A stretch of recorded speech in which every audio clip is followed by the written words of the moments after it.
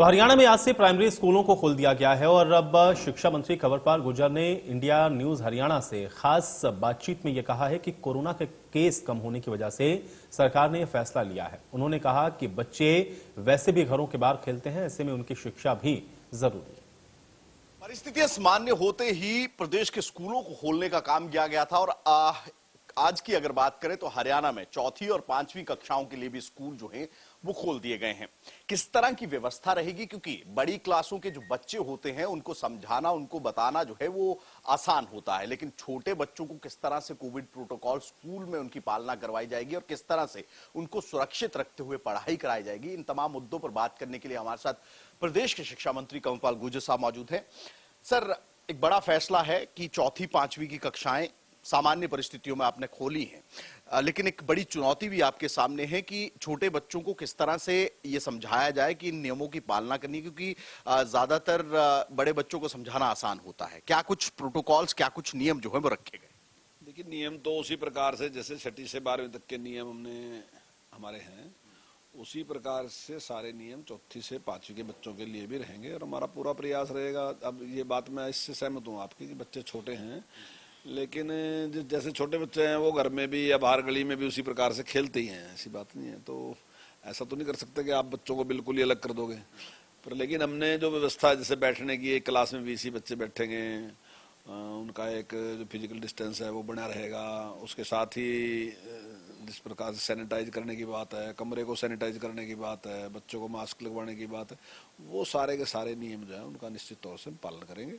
और अभी तक के जो परिणाम है वो बहुत ही अच्छे रहे हैं, कहीं भी इस प्रकार की कोई शिकायत नहीं। पूरे हरियाणा में केवल 6 बच्चे ऐसे हैं जो पॉजिटिव मिले हैं, वो भी जैसे बाहर से आए थे उसी से, और वो बाहर ही उनको चेक कर लिया गया था। और जो हमारा टेम्परेचर चेक करने का सिस्टम है वो बाहर ही चेक करते हैं, तो सारा कुछ ठीक ठाक से चल रहा है। उस सारे को देख के ही हमने अगली क्लास से खोल लिया। जब आपने बड़ी कक्षाएं शुरू करी थी, क्या रिस्पांस बच्चों का देखने को मिला है? क्या पेरेंट्स भेज रहे हैं? क्योंकि कंसेंट आपने रखा था कि अभिभावकों का कंसेंट जो है बेहद ज्यादा जरूरी है। ऐसे में जो बड़ी कक्षाएं हैं, चाहे छठी से लेकर 12वीं तक की अगर हम बात करें, क्या कुछ रिस्पॉन्स कक्षाओं में स्टूडेंट्स का क्या फ्लो है, क्या बच्चे आते हैं, ये किस तरह से? देखिए, तो स्वाभाविक सी बात है कि अगर उनको पूरा इस प्रकार का ऑप्शन हम देंगे कि आए तब भी ठीक है, नहीं आए तब भी ठीक है, तो उसमें सारे बच्चे तो आते ही नहीं हैं। लेकिन कुल मिला के ठीक है, बच्चों का रिस्पांस अच्छा है और अच्छी उसमें रहे। कुछ लोग हैं जो अभिभावक भी हैं, वो चाहते हैं कि भी हम तो ऑनलाइन ही पढ़ाना चाहते हैं, उनके मदर घर पे है, वो ठीक तरीके से पढ़ा लेती है, तो सोचते हैं हम नहीं भेजें, तो इस प्रकार का भी है। और कुछ लोग ऐसे हैं जो जाना चाहते हैं स्कूल में, तो अच्छी संख्या है, ठीक ठाक संख्या इस टाइम पहुंच रही है। एक बड़ा संकल्प आपने लिया था कि 5 सितंबर यानी कि शिक्षक दिवस, टीचर्स डे के मौके तक जो है प्रदेश के तमाम शिक्षकों को वैक्सीनेट कर दिया जाएगा, लेकिन आंकड़ा जो है वो अभी थोड़ा कम है। पहली डोज तकरीबन 31% के लगी है, दूसरी डोज, दोनों डोज जो है वो 20%, 46% ऐसा टीचिंग और नॉन टीचिंग स्टाफ है जो कि अभी नॉन वैक्सीनेटेड है। उसको लेकर सर किस तरह से देख रहे हैं? क्या स्कूलों में ये प्रावधान किया जाएगा कि वैक्सीनेशन जब तक दोनों डोज नहीं लगती तब तक टीचर वहां पर पढ़ाने ना जाए? नहीं, देखिए, ऐसा तो कोई निर्णय हमने नहीं लिया कि अगर वैक्सीनेट नहीं तो पढ़ाने नहीं जाएगा, लेकिन हमारा प्रयास ये है कि जो शिक्षक है वो जल्दी से जल्दी वैक्सीनेट हो जाए। उसके लिए हम प्रयासरत हैं और निश्चित तौर से अब और प्रयास करेंगे कि जल्दी वो 1 सप्ताह में हो जाए, 5 सितंबर तक कंप्लीट हो जाए। हाँ, नहीं, हमारा पूरा प्रयास है कि 5 तक वो हो जाए। एक और चीज सामने आई सर, निजी स्कूलों की वैक्सीनेशन, टीचर के वैक्सीनेशन का डेटा उपलब्ध नहीं है सर, उसको लेकर शिक्षा विभाग क्या कदम उठाने जा रहा है कि निजी स्कूलों के जो शिक्षक हैं या नॉन टीचिंग स्टाफ है उनका डेटा भी आपके पास उपलब्ध हो कि हाँ ये वैक्सीनेट हुए? नहीं, हमने कल बात की है इस पे, और हमारा प्रयास है कि जो टीचर है उसको प्राथमिकता के आधार पे उसको वैक्सीन लगाई जाए। मैं ये नहीं कह रहा कि 100% वही किया जाए काम, लेकिन प्राथमिकता दी जाए उसको, और हमारा प्रयास है कि जल्दी से जल्दी वो वैक्सीनेट हो, चाहे भले ही वो प्राइवेट स्कूल में। हाँ, प्राइवेट स्कूल। एक बड़ा मुद्दा सामने आया करनाल में, जिस तरह का घटनाक्रम हुआ उसके बाद तमाम विपक्षी दलों की ओर से निशाना भी साधा गया। एक पुलिस ऑफिसर है, पगड़ी सिख हैं, उन पर लगातार जो है पंजाब की ओर से निशाने साधे जा रहे हैं कि आप कौम के गद्दार हैं, आपने इस तरह से लाठियां भांजी। किस तरह से देखते हैं इस पूरे प्रकरण को आप, जो कुछ करनाल में घटनाक्रम हुआ, और क्या कहेंगे सर?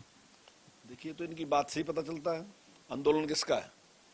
ये कह रहे कि आंदोलन किसान का है, तो फिर कौम का गद्दार कैसे गया? तो आंदोलन किसका बना दिया? कौम का। तो ये तो अपने आप ही इसको कौम का आंदोलन बनाने लग रहे हैं। ये किसान का आंदोलन नहीं है। और किसी भी अधिकारी को, कोई पुलिस अधिकारी है, उसने शपथ ली कि मैं ये मेरी ड्यूटी है, मेरी ड्यूटी करूंगा, तो इससे कौम का गद्दार कैसे गया? वो तो देशभक्त है। जब देश ने जो उसको ड्यूटी दी, जो सरकार ने उसको ड्यूटी दी, अपनी ड्यूटी का बेचारा पालन कर रहा। उसको पालन करने पे ये कह रहे कि वो कौम का गद्दार है गया, उसका बाईकाट करने की, जो कि बिल्कुल गैर संवैधानिक कार्य हैं। ये यही गैर संवैधानिक नहीं, ये ज्यादातर जो कार्य हैं वो गैर संवैधानिक कर रहे हैं, लेकिन केवल संविधान की आड़ लेते हैं कि हमारा ये राइट है, आंदोलन करना राइट, बिल्कुल आपका अधिकार है राइट करना। लेकिन किसी की गाड़ी पे पत्थर मारना, किसी की गाड़ी के सामने खड़े का डंडे मारना, किसी के कपड़े उतार देना, किसी के साथ झगड़ा करना, ये आपका अधिकार बिल्कुल भी नहीं है। हाँ, आपका अधिकार है कि आप लोगों को समझा सकते हैं। अगर आपकी बात में, आपके तर्क में ताकत है तो लोगों को आप समझाएंगे भाई ये बात सही नहीं है, ये बात गलत है। और दूसरे पक्ष को भी अपनी बात कहने दें। ये दुनिया में कहीं भी ऐसा मैंने नहीं देखा कि एक पक्ष बात कहेगा और वो कहेगा इस पर फैसला करो। जो भी पंचायत होती है वहां दोनों पक्ष अपनी बात रखते हैं, उसके बाद पंचायत फैसला करती है। तो पंचायती कौन है? पंचायती है जनता। और पक्ष कौन सा है? एक आंदोलनकारी पक्ष है, एक सरकार पक्ष है। तो सरकार अपनी बात रखे, आंदोलनकारी अपनी बात रखे, मालिक जनता है, जनता फैसला करेगी। लेकिन उन्हें जनता के ऊपर विश्वास नहीं है, इसलिए वो चाहते हैं कि जनता केवल और केवल हमारी बात सुना, सरकार की बात सुना ही ना। तो ये लोकतंत्र का नहीं, कहीं दुनिया में ऐसा लोकतंत्र नहीं है जैसा लोकतंत्र वो बनाना चाह रहे, कहीं दुनिया में नहीं ऐसा। ये तो ऐसे ही है जैसा तालिबान में है कि केवल उनकी बात सुनो, दूसरे की बात सुननी नहीं, दूसरे की सुनोगे तो हम गोली मार देंगे। तो ये तो वो है, ये कोई लोकतंत्र की बात है। लोकतंत्र की है कि वो बात कहें, सरकारी बात कहें और इस प्रकार की अव्यवस्था पैदा ना करें। सर, दोनों प्रदेश के मुखिया इस समय हेड टू हेड हैं। ट्विटर पर दोनों आपस में जो है वो चल रहा है। कैप्टन अमरिंदर सिंह ये आरोप लगा रहे हैं कि कहीं ना कहीं मंशा हरियाणा सरकार की साफ हो गई करनाल के बाद से। वहीं मुख्यमंत्री की ओर से, मनोहर लाल की ओर से 7 सवालों के जवाब जो है वो कैप्टन अमरिंदर सिंह से मांगे हैं। ऐसे में किस तरह से देखते हैं पंजाब का ये पूरा रोल, जिस तरह से उनकी ओर से बयानबाजी की जा रही है? देखिए, पहला तो बात है कानून व्यवस्था। तो मैं पंजाब के माननीय मुख्यमंत्री से जानना चाहूंगा कि अगर कानून व्यवस्था खराब होती है तो मुख्यमंत्री का क्या कर्तव्य है? वो भी मुख्यमंत्री हैं और पहले मुख्यमंत्री रह लिए, बहुत बड़े लीडर हैं। तो वो बताएं कि उस समय मुख्यमंत्री का दायित्व क्या है, कानून व्यवस्था को ठीक करना या नहीं है। दूसरी बात है, वो कह रहे किसान विरोधी हैं, तो हम उस पर बिल्कुल डिस्कशन करने के लिए तैयार हैं। सीधी सीधी बातें पूछ लो, उसमें क्या था? हमने किसान के लिए क्या, उन्होंने किसान के लिए। चाय खरीद के लगाओ, उन्हें 2 फसलें खरीदी, वो सेंट्रल गवर्नमेंट खरीदती है, उन्हें तीसरी खरीदी नहीं, हम 9 खरीद रहे। हम 52 भरपाई योजना हमने चलाई। हम अगर किसी की सब्जी का रेट भी डाउन आएगा तो बीच का जो उसका नुकसान है वो हम भरेंगे। हमने बहुत से फल ऐसे हैं जिसका हम दे रहे पैसे कि अगर आपका इस रेट से कम बिकेगा तो हम देंगे। अगर किसान की फसल नष्ट होती है तो हम 12,000 दे रहे, वो 8,000 दे रहे। हम जल जीवन है, उसके लिए हमने एक प्रोग्राम चलाया कि हम उसमें भी पैसा दे रहे कि भाई अगर धान आप ना लगाओ, अगर दूसरी फसल लगाओगे, क्योंकि जीवन जल जो है वो भी विषय के लिए है। ऐसा नहीं कि आप इस सारे को खत्म कर दो।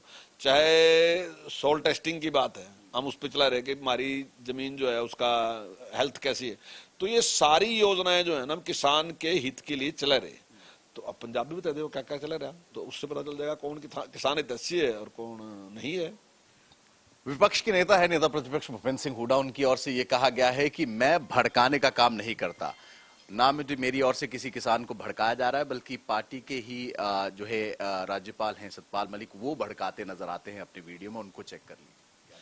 बिल्कुल सही बात है कि हुड्डा जी ने ऐसा कोई बयान नहीं दिया जो भड़काया जाए, लेकिन भड़काने का मतलब बयान देने तो भड़काना नहीं है ना। अब जैसे मैंने अभी कहा कि कहा कौम का गद्दार है, अब ये कहेंगे हमने नहीं कहा बात, ये दूसरे 4 लोगों ने कही, 8 लोगों ने कही, 20 लोगों ने कही, 50 लोगों ने कही, हमने तो नहीं कही। लेकिन आपने विरोध किया क्या? आप लीडर हैं, आप उस आंदोलन को समर्थन कर रहे हैं, आपने कोई बयान दिया कि बात गलत है? आप जो रास्ता रोक रहे, आपने कहा कि बात गलत है? आप नहीं कहते। अब सतपाल मलिक जी की मैं यही बात कहूंगा कि सतपाल मलिक जी अगर कह रहे हैं ना, तो सतपाल मलिक जी को अगला चुनाव दिखाई दे रहा।